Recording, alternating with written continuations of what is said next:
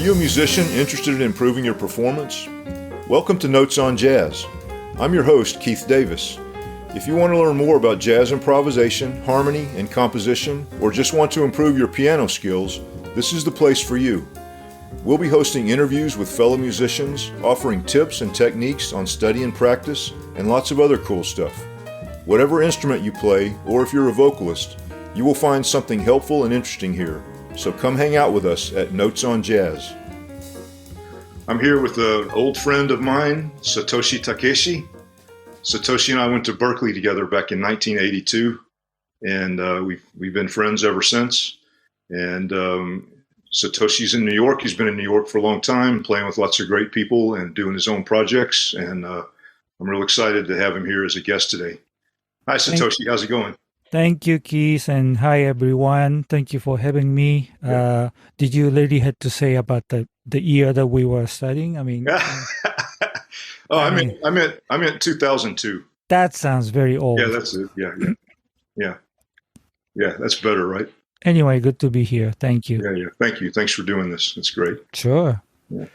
So, well, as you know, this is a new project for me, and you're, I think, about maybe third, fourth, or fifth interview. I can't remember which one I've done, but it's been really interesting so far, having a wide variety of people. And, yeah, great. And I'm really interested to talk with you. So, like I said, we met each other back in 2012, wasn't it? Back at Berklee. Yeah, exactly. We played together during that short period of time quite a bit, and then you came down to Georgia and stayed with me and my family for a little while, and we That's right. played some gigs, famously at the Macon Hilton in Georgia. Oh my God, yes. And then some other interesting things. But since that time, we haven't seen much of each other, but I've sort of kept track of you, and I know you've done a lot of really interesting things. And I'm looking forward to hearing about it here today. So, But I want to start by asking you about your background. Can you tell me, I know you're from Japan, but can you tell me a little bit more about how you got started in music and why you got interested in jazz and whatever we call it today? Yeah, of course. So, I started in the marching band, actually, the brass band in school, playing for the baseball game and all that, school events. And I was just playing snare drum, sometimes bass drum, not the whole drum set.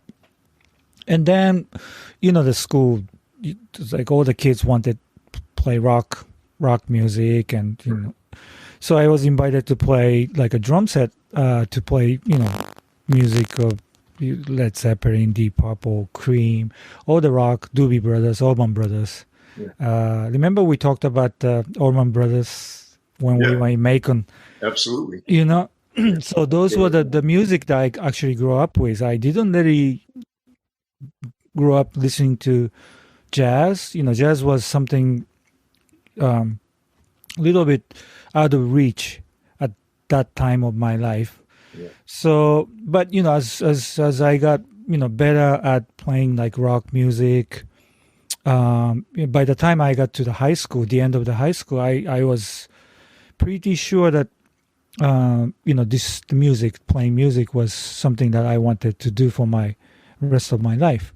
Yeah. So when I made that decision, I was like, okay, if this is gonna be my main profession, I really need to study. I can't just that was kind of my own take of what it takes to become a professional. Whatever the category you are working on. And so I started looking for music school, and of course, there's a few jazz school in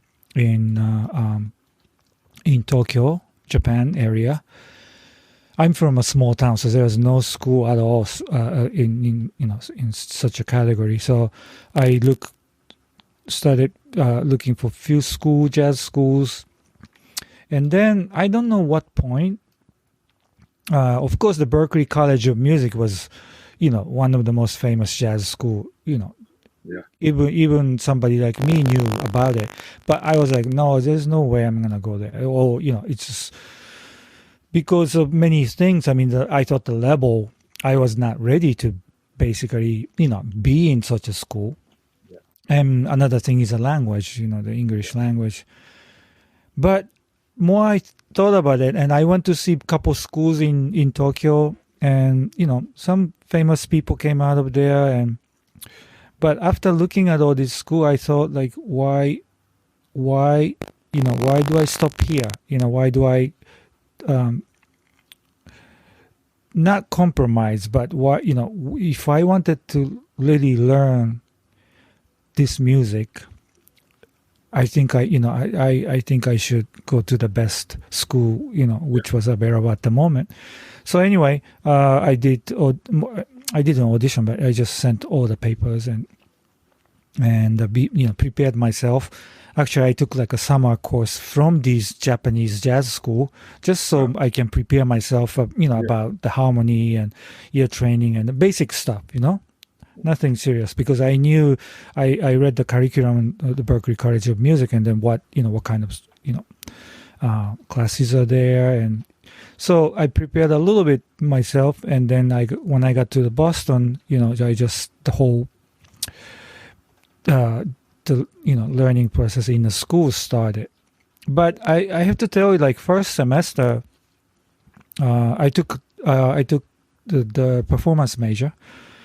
And the first semester, I got so much books. I had to buy so many books, which was fine. But for the drum set, I had to buy so many, books. And then, those are great books. Everybody knows, if you're a drummer, these stick controls and all this stuff that, it's very basic stuff.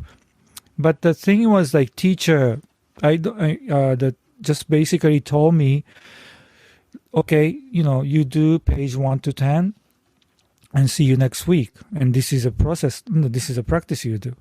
And to me, that was like, okay, is this going to be the process of learning?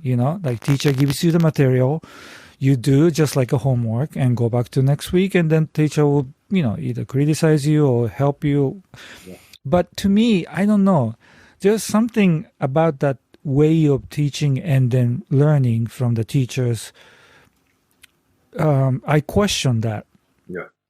I wasn't sure exactly what I was looking for, but I kind of knew that was not exactly what I wanted to do. As far as learning goes, the learning or learning from the masters or the teachers. Somehow, to me, it was more personal thing, Yes. And this felt very academic, which is, of course, it's an academic school. Yes. So they have a system already built in. And then, the teachers basically follows the system, because it is a efficient system, I think, as far as the school goes. And I think the other problem is they all have so many students that it's hard to give individual attention to individuals. That is very true. Yeah. How Unless can someone really stands out, like then maybe once you know that teacher for a while and they get to know you, exactly, you can progress to that level if they have that ability and if they are willing to do that. Yeah, exactly. Willing and able to do that. Right. So what I did was, okay, the first semester I did, but the second semester I just kind of stopped taking like private drum lessons or any kind of drum lessons. I still took and arranging and ear training. Those are very useful for me. But as far as the drum set goes, I kind of stopped taking any classes, and then I just concentrated on playing, performing with other people, other students, or like ensemble classes. And those are much more informative for me. Just by playing, you learn. Yes. Like intuitively in a way. Yes. But then there's always you hit a wall. Like because you try to do whatever you think it's good for you. Yes. And so I don't remember which semester, but like I think maybe the time that I met you, I realized that I needed a teacher for a very specific thing, which was using the brushes. Like, I had no idea how to use brushes. And then that was something that I really needed somebody to show me and then guide me and teach me, so I went to Joe Hunt. Joe Hunt was, I think that at that moment I chose him because he was kind of famous for this brushwork, which was great, you know. So I went to him and I said, Joe, I don't want to learn anything else but brushes. Teach me just brushes because this is what I need, you know. And somehow he understood, like, okay, this kid, you know, he knows exactly what he wants, you know. So he really helped me actually. Like all the other kids in the class, I mean, they had to go to a class, so they were there. Like, okay, the brush lessons like boring, you know. Right. But I was the only one like who were like, okay, I want to learn this, you know. So Joe was like actually happy that, you know, that there was a kid who really wanted this particular thing, you know, Yeah, nothing else. That's great. Yeah, I mean, that was a really. I met Joe like much years later while I was playing with somebody else, and then Joe came out. So I told him about this experience. You know, hey Joe, you know, you are the only teacher who I had, you know, actually got something out of Berklee. You know, as far as the drum set goes, you know. Yeah. So he was very, you know, he was very happy, and you know, he and me, that became actually a very personal thing, because he really care about, I think, my progress, like how you doing. And then one day we were talking about, you know, Albin and how he used the brushes, and somehow I don't know why, but I really liked. I don't know how I got to that recording, but I you know, I took it to Joe, and then you know, of course, Joe said, yeah, I mean, this is the guy's, you know, the guy's drum god, you know. Right. But then we had an argument because I thought Albin was really clean in a way, but the way I said was like he plays, you know, to me it was like his mind, he knew exactly what he wanted to play, and then he played it, you know. That's what I meant by clean, like clean, you know, from your thought to the instruments. Right. Was so straight and so clear to me. Yeah. And then Joe was like, no, man, Albin is dirty. You know, so, I mean, that was kind of like, but we had those kind of argument like about drummers, like, you know, and I think, I remember he was the first one who kind of had that kind of, you know, gave me that relationship, a very personal way of learning music from someone, you know. Someone who cares about you, you know? Absolutely. I think that's very insightful. And, you know, I told you before, this is a lot of the focus of this podcast is for young people who are learning about jazz. Right. So I'm glad we had this conversation right off the bat, because I think it's important for young people to hear. I mean, you need to learn fundamentals. You have to learn fundamentals, you know? Yeah, of course. But it also helps to, at some point, some of those things you can do yourself, some you might need help with, but as you play, you start to find out what it is you need and what you need help with, right? Exactly. And if you can get a teacher who becomes like a mentor, that's really ideal. You know? Yeah, all you need is one person that who really cares about you, you know, about knowing what you want to do, understand what you want to do, and guide you in a way that not competitive. You know, it's like it's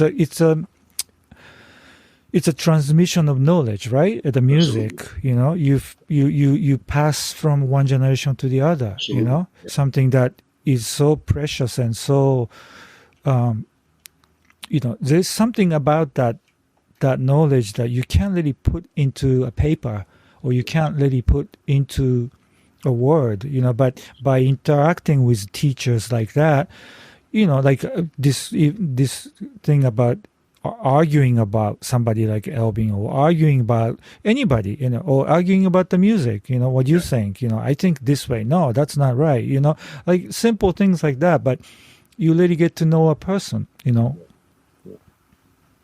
Yeah, I think it's very helpful. It's essential, actually. Yeah, I think.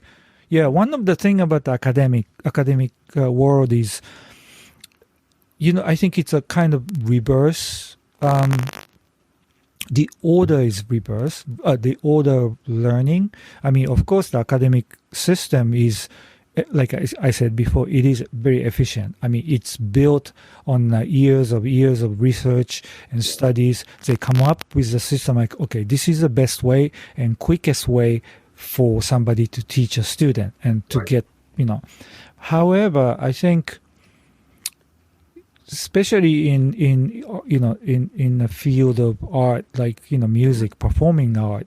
Performing art is something different. Like there's something intangible about these knowledges, and so when you try to actually put those intangible knowledge into a word or system or notation or something gets lost. Unless you are very clear, the teacher is very clear that this is only to be looked at. These informations is only to be looked at, knowing that this is only a guide. Right. It's not the final goal for you to just follow the books or follow the system, But it's just a guide for you to find your own way to learn. Learn about these things that you can't really put the hands on, And then that is a very fundamental learning of, let's say, Indian music. Indian music, in that matter, I think Japanese music too. I think the masters, teachers, they won't let you touch an instrument unless you understand what is it that you are trying to do here. It's not about learning the instruments, definitely not. Or it's not about learning the, raga and tala and the system, unless you're a scholar, unless you're a musicologist, that's different. But if you're performing art, and if your interest is to play music, playing an instruments, these teachers from like Indian music tradition or Japanese music tradition, first you have to learn about the music, not the instruments. You have to know what the melody is, what the rhythm is, what it does, what effect it does, and then you have to quietly listen. Yes.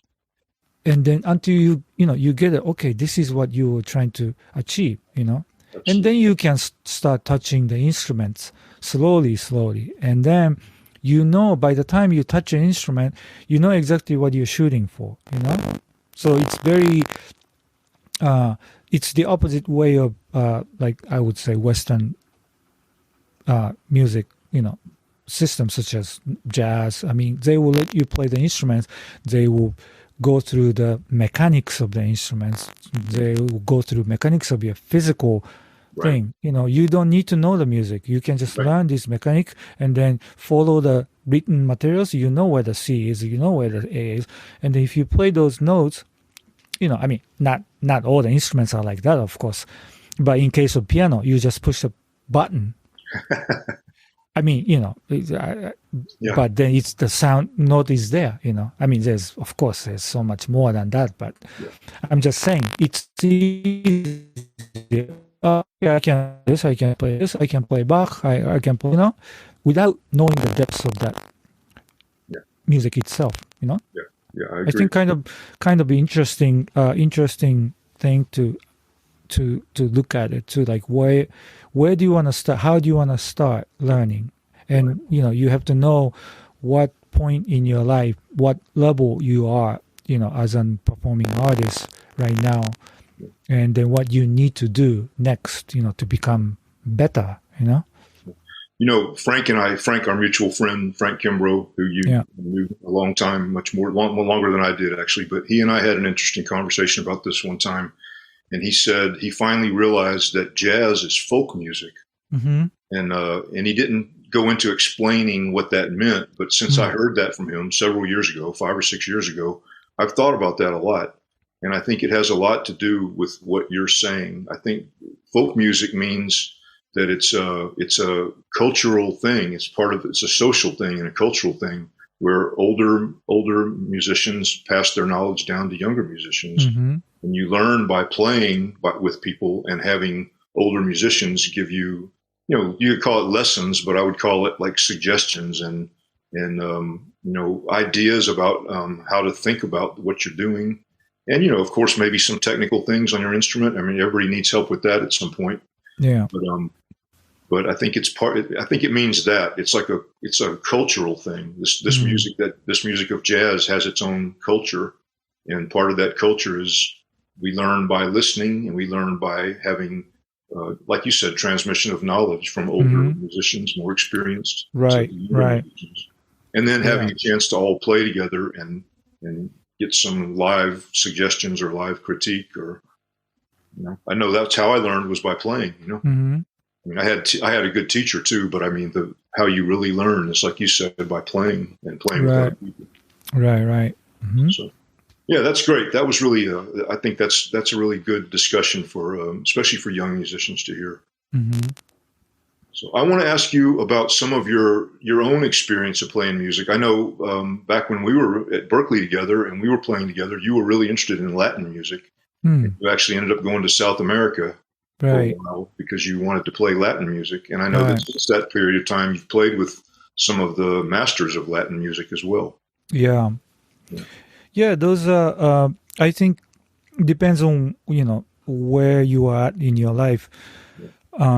Your interest, changes. I mean, some people never shift from, bebop or whatever, just kind of like stay in one course and then, forever. But me, I think it's something to do with my own cultural background. Like, I'm Japanese, and then why am I playing jazz music? And, like all this music, there's so many other music I was interested in as well.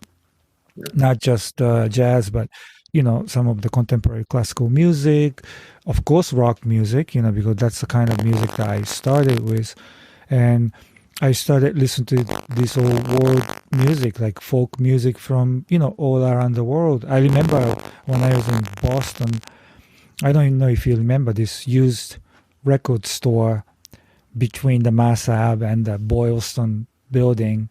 There's a really nice used record store. So I go there every day, and then you just kind of look for whatever. I mean, sometimes I just look for a great, LP jacket that looked amazing, or something that I never heard of. Like, what is this? Like most of those are like a folk music from different part of the world. So I always had that. I always had interest in different type of music. And Latin music was, of course, one of those categories. But one great class that I remember at Berklee was, I don't know what it was called. It was something like music appreciation, or something like that. I don't know if that's the correct name. But anyway, the teacher suggested that every one of the student brings the music from your own culture. Because we had a lot of international students. Sure. So every week, like, it was like a kind of like a little demonstration. Like, somebody from Brazil and, come and then play this music. And then, if they cannot play, they will play the recordings, or some people just play for you, And that was really actually great class. And now I think about it, you can actually get to, because that was the first time in my life I heard Brazilian drummer plays samba. Nice. Like in front of me. Yeah. Wow. And that's very different from just, I knew what samba was, I mean, from the recording, but my God, it's like this guy, with one hand and one stick basically played the whole samba, you know? Yeah. And that was like shocking to me. Like, oh my God, this is another rhythm than, bebop. Yeah, sure. Or rock. Right. I mean, I think those are the things that was actually, I remember that moment. That's when I decided I really want to go to South America and learn Brazilian music. But I mean, besides from that, it's just my interest towards other music just kept going. And yes, I went to South America. I never got to Brazil. The interesting thing is I was going to go to Brazil and I ended up in Colombia by accident. And then I ended up staying there by, for 4 years instead of going to Brazil, because I discovered, just like this, I discovered Brazilian music. When I was in Colombia, I discovered the music that I've never heard before, the rhythms that I never heard before, and the drummers that I never seen before, and that was like, oh, okay, forget Brazil. I can just stay here and then learn about this music that nobody knows. Which is more interesting to me, because everybody knew Cuban music and Brazilian music, because it was a part of the school, program too. But the Colombian music, nobody knows about it, So I was like, great, I'm going to learn this, So that was like, one of the first experience for me to get out. Well, I mean, first experience is to come into America, I think. It's going to the different culture and learn about the music from that culture, different from you. This is another important process that I recommend for any student who is learning. If you have an opportunity to go out and experience another culture, eat food that you never ate, be in an environment that you have no idea what people are talking about, the language that you don't know, the customs that you don't know, the sound that you never heard. It's not the same thing as sitting in front of the computer and then looking at the YouTube about all the world. Now you can get information about every kind of music, in just sitting in front of the computer. But I have to say, that would be a very different experience once you meet somebody and who produce that sound in front of you. That will change your eardrum. That will change your brain. How you perceive, how you. I mean, we talk about the transmission of the knowledge. This is the direct transmission of knowledge by sitting in front of somebody who plays music that you never heard of. There's nothing better than that, whether you gonna like or not, but that is up to you. I mean, how open you are. You may not be like, well, I'm not interested in that, but it's a curiosity of like people who can make music out of something that you never thought is possible, or something like that, or even like, guitar. Take a guitar and then, every culture, the guitar player from every culture plays differently. Sure. It's not the same thing. Same with the drums, same with the woodwind, everything, Sure. Yeah.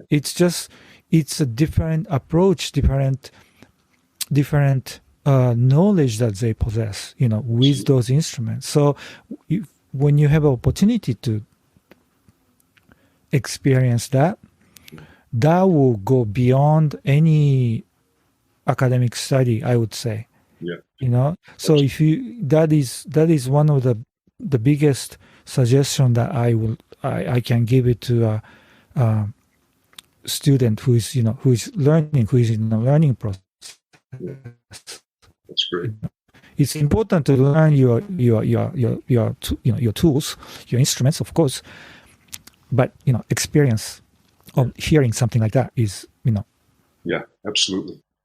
So anyway, I deviated from my thing, okay. but but yeah, that was my experience in Colombia, and then it didn't really matter what, because again, when you find something interesting, and then your mind is open to, or the curiosity, that's what led me to all these paths. After Colombia, I came back to U.S., but I studied like Arabic music then. I mean, it's like, and then after that, I studied, a little more Indian music, because I went to see an Indian concert, and then I never heard that music in person. Yeah.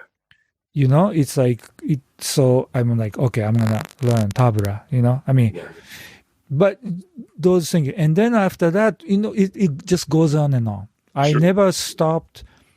And finally I came back to New York, I started going to this Arabic restaurant every week. They had the best Arabic, Turkish, Armenian musicians playing. Wow. I mean, it was just unbelievable. When do you get to see the best, those musicians playing, in a setting that was just kind of almost like in their country, Right. So I also study those music. And so those are very important time of my life, and I accumulated all this knowledge. And then of course jazz. I mean, so maybe somebody noticed, like, okay, wait a minute, what happened to jazz? I went to Berklee. Yeah. What happened to jazz? What happened to Elvin? What happened to brushes? Yeah. Really. Anyway, so that's interesting. It took me, I would say, Colombia 4 years, and then I came back to Miami. So it took almost 6 to 8 years after Berklee. Yeah. I mean, I remember, me and Keith, we played, and whenever we played, we really tried to play this music, jazz, like as open as possible.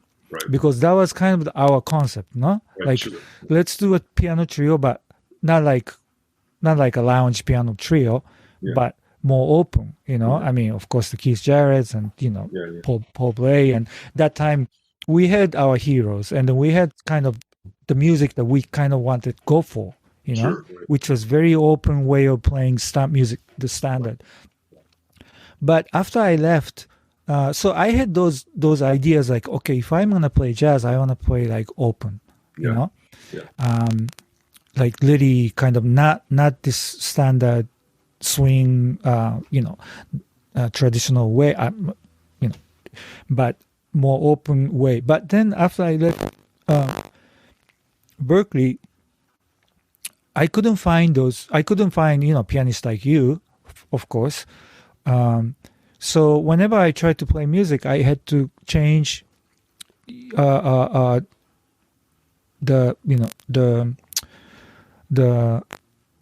goal of what I wanted to do with the music, and then jazz was not very strong in Colombia, for example. Yeah, sure.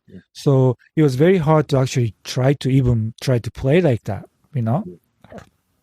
So I stayed basically strictly on like more like a Latin music, learning about that and concentrated on that. So I never really played jazz. And then even when I came back to Miami, well, Miami had, some good schools, but there's schools, like you try, I started working in this hotel every weekend, playing in jazz trio, but I couldn't play like that because it's in a restaurant, it's in a hotel. You can't. I mean, we almost got fired the way we were playing in Macon, Georgia. Anyway, so it took me a long time for me to actually find a person, but then I couldn't find it. That's the whole point. I couldn't find. Okay, I cannot find somebody in Miami.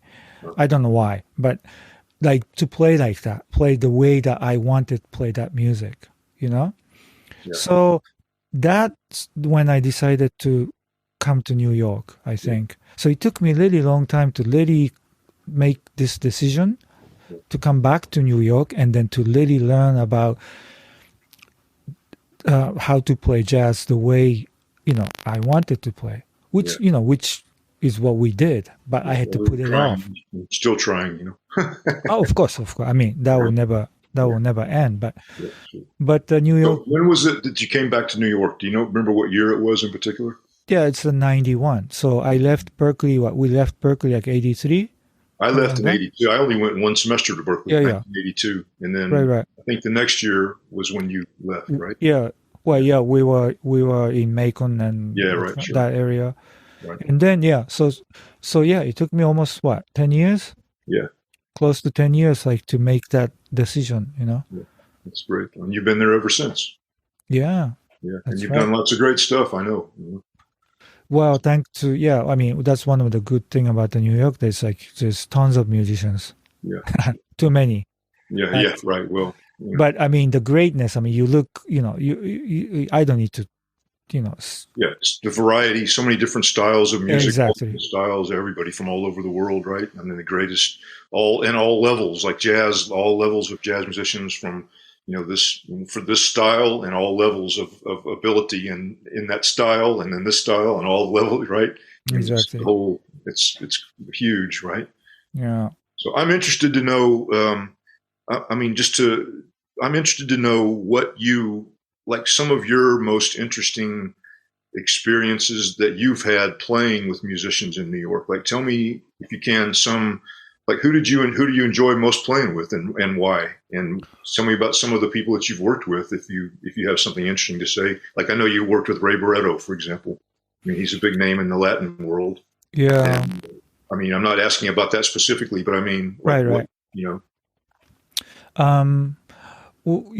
Well, it's hard to kind of make a difference between what was my favorite project and then the experience. I think all the experience is equally valid to me because I never really, well, I mean, when I first play with Ray, I knew who he was, and I knew wow, it's like it's like a history, like I'm gonna be playing these people who I only heard in recordings, and so things like that happens in New York. You meet. I think like first gig I did in New York, it was a club called Bradley's, which kind of closed, soon after I got there, but. That was like after our bar for all the jazz masters. I mean, like it was ridiculous. Like Kenny Barron was there like after midnight. Like all these people like Randy Brecker. I mean, I don't remember exactly like how many. I mean, basically everybody was there. So if you are playing in those clubs, they're watching you. Yeah, right. They're like hanging out in the back drinking, but it's like we have to play. Like we have to play in front of. So that was kind of very traumatizing experience. Yeah, I bet. But those are the kind of experience that I remember. Like it's like okay, you are there, like you are playing in New York City. You kind of have to be ready, right?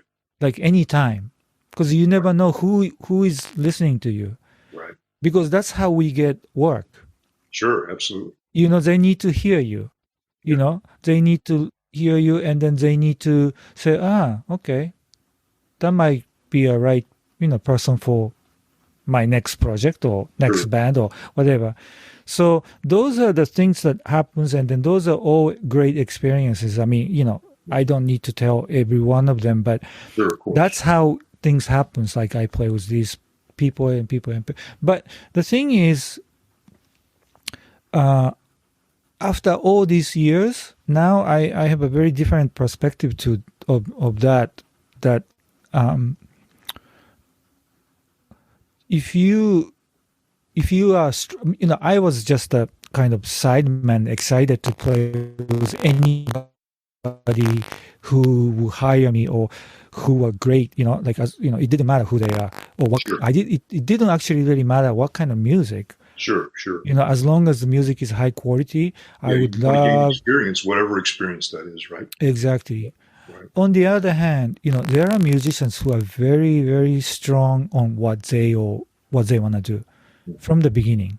Yes. I know musicians who never took any gig. They worked in part-time job somewhere else, or they took another job other than music, but they kept doing their music. Yes. They didn't care about playing with other people. They care about their own music, right? Which is to me also very strong musician. It's like you don't deviate from what you wanna. They know exactly this is the music I want to do. This is how I want to do it, and then I'm gonna do it. So it's a very different experience in how we approach our life as a musician. Absolutely, I agree with you. Yeah. And so in all that, after all these years of me trying and then just playing with all these people, now I come back to your question. What was my favorite? I don't have a favorite, but what's important? Yes. Right. What was the important project and why? And thinking about that is very important for me at this point in my life to go to the next, because I'm done doing. My curiosity is of course still there, but my curiosity is not towards new music. Yes. It's about how do I find myself. Yes. Like those people I mentioned, like they never deviated from what they wanted to do because they knew exactly what kind of music they wanted to do. Yes. What kind of sounds they wanted to produce. So now I'm interested in that. So it's kind of more introverted. Yes. My attention is not towards outside, but my antenna is like towards inside. Like why. So, okay, great. I learned all this music. I play with all these people, but what? But what now? Yes. And that is my own question for the next step. Yes. Like, what do I do now? What do I need to do, and what I need to, what path I need to follow? To be better. To be better at what I do. So I've been doing a lot of thinking, and I still keep playing with all these musicians, but my important moments are those moments. Those moments are not on the gig. Those moments are not on a festival in front of 2,000 people. Sure. But those are the moments in the rehearsal rooms. When you work with some music, and then you realize, like, my God, you learned something. Yes. Whatever the music is, Yes.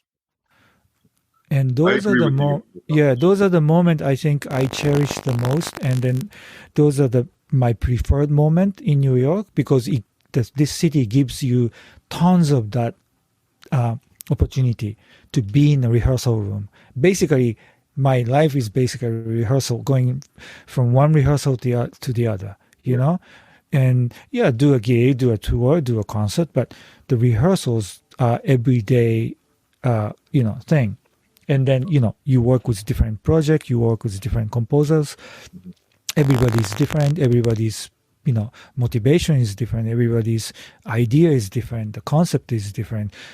The band formulation is different, And now this was a new generation, and then all this, variety of musical influences in the city. You basically do this, hybrid project, combining the contemporary classical music to jazz, to world music, to funk, to rock, you name it, you just have everything in it. Every language, every smell, every taste is in this project. So, when you're working on this project, not all the time, of course, but you learn to deal with these materials. And then that's when you have to decide, what do you want to do with this? What do you want to do with these materials? I know this, I know how to play this, but it's like, who are you? What's the sound that you're going to bring into the table, into the project, into these materials? And that becomes kind of important for me, I go back a little bit. Like when you go to a project, like the composer might say, can you play Brazilian here? Or can you swing here? Or this is a funk section. Or this is a rock section, Or this is like a little tango here, But those are the very first levels of kind of interpretation of the music. right? But then after that, like, okay, you do all this, it's like a chameleon, right? You just like change it from the section to section. But how are you gonna make it musical? You know, Yes. Right. it's like putting a soup, like everything that you can find into one soup. It's not gonna taste good. Yeah. You know, you have to have a particular concept. You know, why you are mixing all these ingredients, you know, and then that is up to you as a performer, you know. If you know, if the composer is open enough to let you, you know, let you say that I don't think that's gonna work here. I think this might be better. You know, you interact with them. Yes. You know, yes, you right. give the opinion of, you know, I think, and then maybe you can say, well, I don't feel comfortable playing in, you know, this to that. So how about this? You know, this would be my way of, you know, transitioning from one section to the other or something like that, you know. Yeah. Just basically you give yourself, you give your opinion based on your experience and based on. So when you do that, you know, what is that music that comes out of you? You know, I think that is really important part for me. To me, like without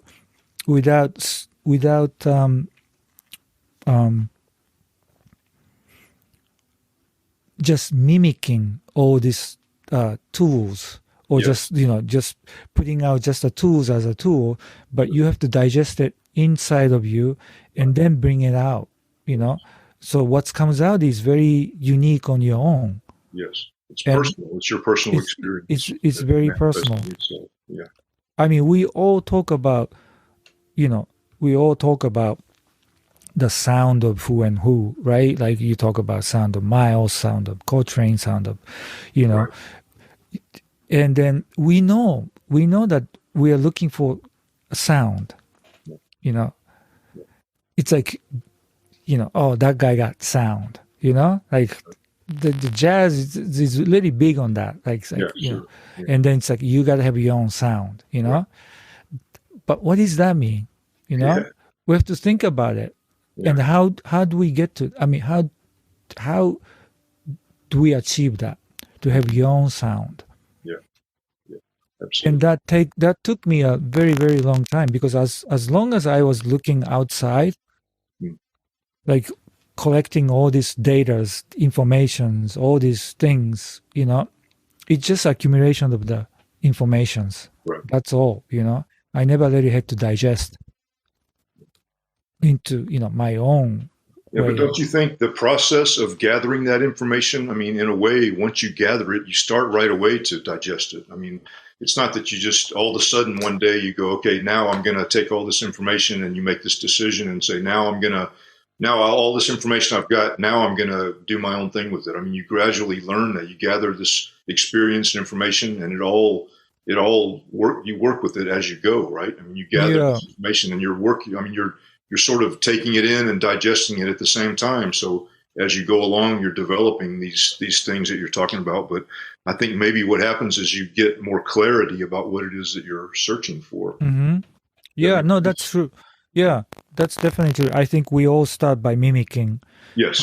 you know, I mean, what we call in jazz licks, right? Right. You learn the licks. Right. But then eventually you have to take it onto your own, and you cannot just playing the same licks over and over, which, you know, Sure. many jazz musicians do.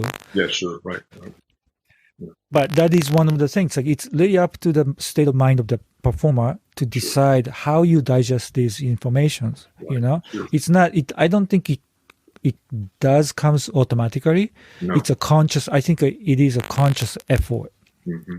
You really have to think towards that. Like, you know, Mm-hmm. I mean, not like, you know, how you're gonna create your own sound. I mean, that's a very big step. Sure.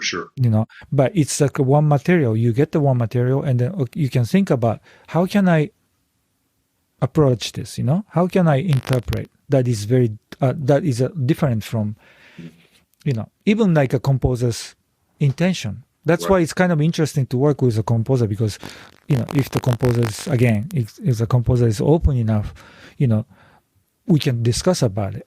Right. And then you can actually digest in a way that, that happens exactly what you said about, you take the material and you make it on your own, Right. and then to the outcome, that could happen. Your own voice. You're expressing your own voice, even if it's someone else's music. You're expressing your own. Exactly. Voice. Exactly. If you're allowed, if you have those experiences where you have, you're not confined by the composer saying, no, do it my way. You can. Right. They're giving you some freedom to right. add your own voice to the music. I think Right. that's what makes some of that music really powerful. Right. Yeah. Well, of course, it doesn't happen all the time. I mean, there are composers. No, I want the Brazilian rhythm right here. I don't want anything else. So you got to work with. Yeah. That's interesting. That you've said that. I mean, I really didn't realize that was a lot of what you were involved in. So I'm glad to have this conversation about that with you. Yeah. So I'd like to ask you about your own projects. I know that you do your own project. For example, I know actually I was going to ask you about the project that you just did with the Korean musicians, because I think that's very interesting. But I also would like to know about your own projects. Like I know that you and Shoko have some projects that you do together. I heard you play at that I can't remember the name of the place, but I heard you do a live stream. Oh yeah. And what are your own projects that you're interested in? Yeah. Okay, so me and my wife Shoko is also a great pianist, improviser. So we've been all working we've been together for over 20 years, and we started developing this kind of duo project, besides from all the gigs that we do, but we wanted to kind of create our own music. And Shoko is lady, great composer. So we started just kind of doing many experimental stuff. Like the beginning, I was only using like a laptop, and I was processing the piano sound that Shoko plays. So basically, it was kind of like a real-time audio processing experimentation, improvisation. And we did that for a while, and then we started incorporating other instruments. And then now, we basically use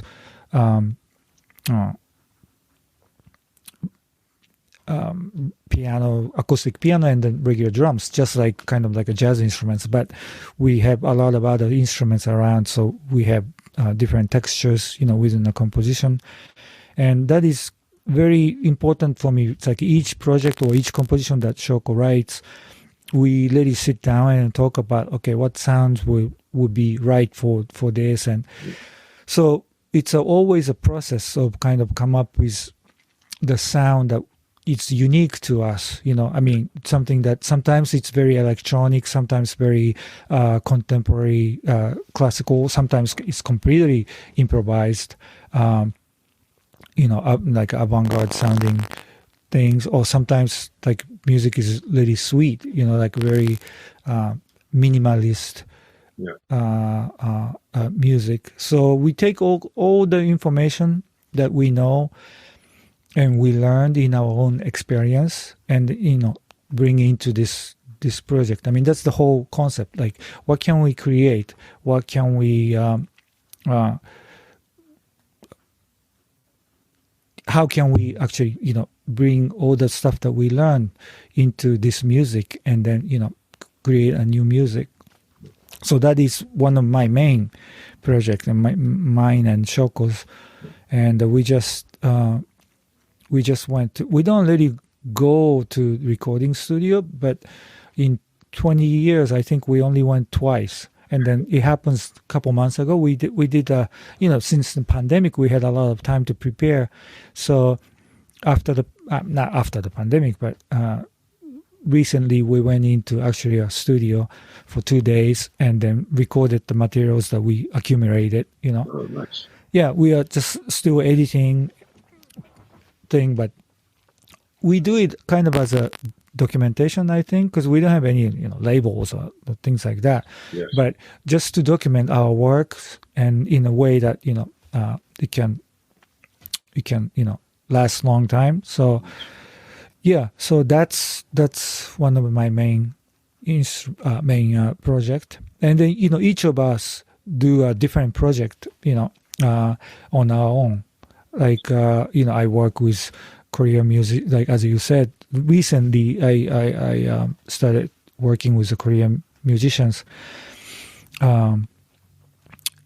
Korean music was interesting in a way that I had no intention of learning. Right. It's not like, it was not like Arabic or like all the music I said, like I was very curious and learned. Korean music, I never had an interest, and because that's like, I didn't want to learn another music now, I wanted to focus on something else.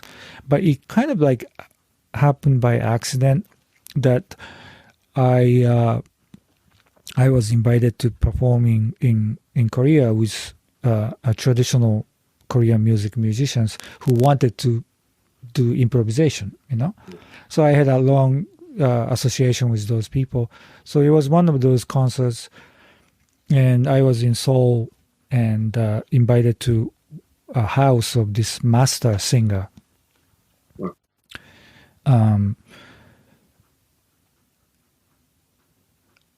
Anyway, there was a little drum in his house, and he said, like, this is my teaching house. This is where the student comes, and he teaches singing. And this is one drum. So like I never seen this drum. But he said, okay, this is the drum I use to teach. Yeah. And then he sat there, and he did this, and then he hit one note, and that just shocked me to the core. Wow. The sound that he produced. Yeah. Anyway, I don't go into deeper than that, but anyway, that's when I said, I have to learn about the Korean music. I was like, oh my God, like how does a human being produce that kind of sound, Yeah. And then I kind of realized, like, my God, as a musician,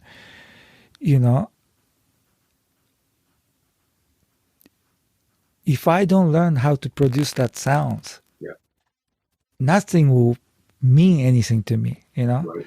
It got to the point like that. It's like, oh my, I mean, whether this is because of Korean music or it's this the mastery of this person. The person that you're involved with. Yes. Yeah, I think, it maybe it didn't matter if it was a Korean music, or, maybe I could have met some masters who produce like incredible sound, like changes your life, Right. But then again, like, going back to that, it's like that kind of, particular moment in your life and particular interest, like, what do you want to learn? What do you want to do with your music? Right. What you going to do next step? So that experience gave me that next step, so I've been searching for that sound, Yeah. That's great that you've had that experience. That's a powerful and beautiful and moving thing. Yeah. I think everyone, whether they realize it or not, is probably searching for that kind of experience. Mm-hmm. I mean, I have a similar experience. It doesn't have to do with music, but it had to do with meeting a teacher that I had a powerful resonance with. Yeah. And, like you said, it can be life changing. Yeah. Miles talked about that. He said when I think it was Billy Eckstein's band came through where he lived, St. Louis, I think it was, and he said he heard them for the first time, and he said that sound went up in my body, And when you have that kind of experience, something like that touches you so deeply, it helps you in the direction, right? Yeah. I met a lot of people who knew Coltrane, and they all say the same thing. Yeah, it's that sound that just get into your soul, right? Oh, it never leaves, like, right. It just stays there, right? And it's just so powerful that you be searching for that for the rest of your life, Right. Yeah, that's beautiful, man. Well, I look forward to hearing some of these projects. Yeah. How can I find out more about it? How can I find you? Do you have a website? Is there a way we can find you to see you online or? I'm like nowhere. That's good. I mean, it's Everywhere and nowhere. Yeah, well, I mean, I don't do any social media. I don't. Yeah, good for you. Yeah, well, it's because I mean, there's so many reasons, but Shoko has a website, and Shoko has Facebook. Sometimes she, posts things that we do, and also, I mean, you can totally find right now. Anybody can find anybody's, sure, doing. So if anybody who is really interested, I mean, you can contact me directly, or by email. Yeah, sure. Well, I mean, I won't share any of your personal information, of course, but if someone wanted to reach out to you, would it be okay to share your email? Of course. Yeah, of course. Email is nothing. Yeah, sure. Yeah. And I mean, do you have any recordings of yourself that are out there available that you would like to recommend to people or suggest that, like, I like this particular recording? Or, I mean, you don't have to say that either if you don't feel like you want to do that, but if you have something that you'd like to share with us, then that would be. Yeah, I mean, I don't know if it's, I mean, yeah. If we find something, we can always post it in the show notes to the podcast episode. Yeah. But we don't have to. You don't have to say anything about it now necessarily. Yeah. If you think of something, a project that I do in New York now, it's like I don't know who is actually releasing the CD or not. They always a lot of projects are kind of self produced. Yeah. So I don't know if these leaders, composers, they have an album. Just before the pandemic, I did something with Joshua Redman's new project. Yeah, with a Brooklyn writer. That's a string quartet. Yeah, Joshua. Scott Colley. Yeah. And so that's kind of like, I don't know if it came out or maybe. Yeah, it did because I have a copy of it. Oh, okay. Yeah. I wish I had something with Frank, but yeah, well, you do actually. You're on Marianne's album with Frank. Yeah. That. I think that was. We did something else, but I'm not sure if it came out. So it's always like that, because it's not. We are not working with the the big stars here, so you don't really get to.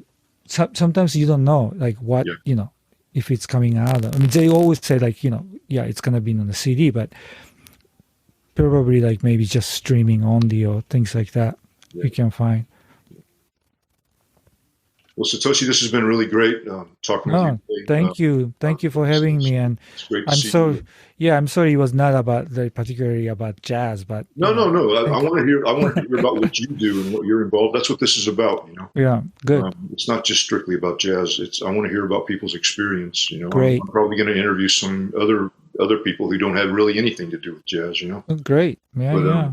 In fact, I just interviewed a friend of mine. I'll just mention this quickly. His name's Ron Free. He's 87 years old. You were talking about your experience in New York. He was in New York in 1955, 56, and he was saying the same things. I used to play in this musician's bar, and that's how I got gigs, Yeah. Exactly. So it's part of the tradition, Right. Wow. But, anyway, I really appreciate your being here. And thank you. Thank you for having me. We get to play some music again sometime. It's been way too long. We will. Yeah. Thank you, Keith. Thank you, everybody. Thanks for checking out Notes on Jazz. If you want to communicate with me, I offer free consultations. Just check the podcast notes for a link. You can also find a link to my website for CDs, downloads, and videos. See you next time at Notes on Jazz.